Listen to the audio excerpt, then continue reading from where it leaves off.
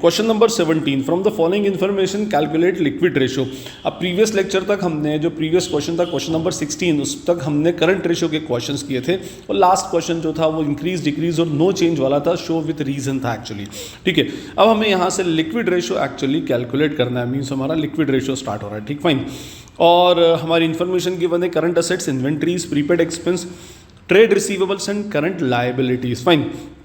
सबसे पहले हम लिखते हैं इसमें लिक्विड रेशो का फॉर्मूला। अच्छा, लिक्विड रेशो का एक नाम और है क्विक रेशो और एक नाम और है एसिड टेस्ट रेशो।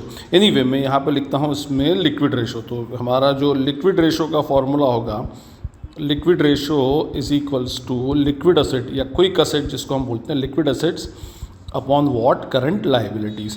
अब ये लिक्विड असेट्स कौन सी होती हैं? तो एक्चुअली लिक्विड असेट वो होती हैं जो करंट असेट में भी फास्ट मूविंग होती हैं। ठीक है, जो प्रॉम्प्टली जिसका पेमेंट होता है लिक्विडिटी कंपैरेटिवली ज़्यादा हो। तो आपकी अगर लिक्विड असेट आपको निकालनी है तो आपके पास अगर टोटल करंट असेट है तो उसमें से दो चीज़ें डिडक्ट होती हैं। First is what inventory and second is what prepaid expenses.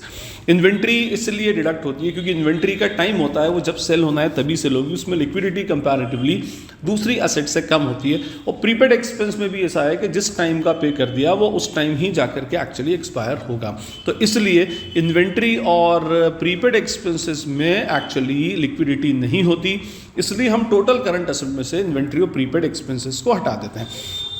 Ratio analysis के मैक्सिमम क्वेश्चंस में प्रीपेड एक्सपेंसेस ज़्यादा होता नहीं है, बट स्टिल जहाँ होगा हम उसको कंसीडर कर लेंगे। फाइन। तो हमारे पास लिक्विड असेट हम कैसे निकालेंगे? उसमें करंट असेट गिवन है क्वेश्चन में, that is rupees 4 lakh, 4 lakh की करंट असेट है।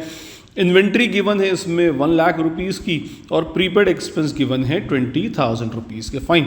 तो 4 lakh minus 1 lakh 20,000 is equals to rupees 2,80,000। तो this is our what liquid asset. ये लिक्विड एसेट हो गई।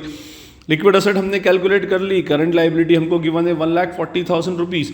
बस अब बचा क्या? हमें लिक्विड रेशो का फॉर्मूला लगाना है। Liquid asset is rupees 2,80,000, current liabilities are rupees 1,40,000। ठीक है, तो ये 40 से 40, 14 1 सा 14 2 सा, तो our liquid ratio is equals to 2:1। I hope आपको ये क्वेश्चन क्लियर है। Thank you.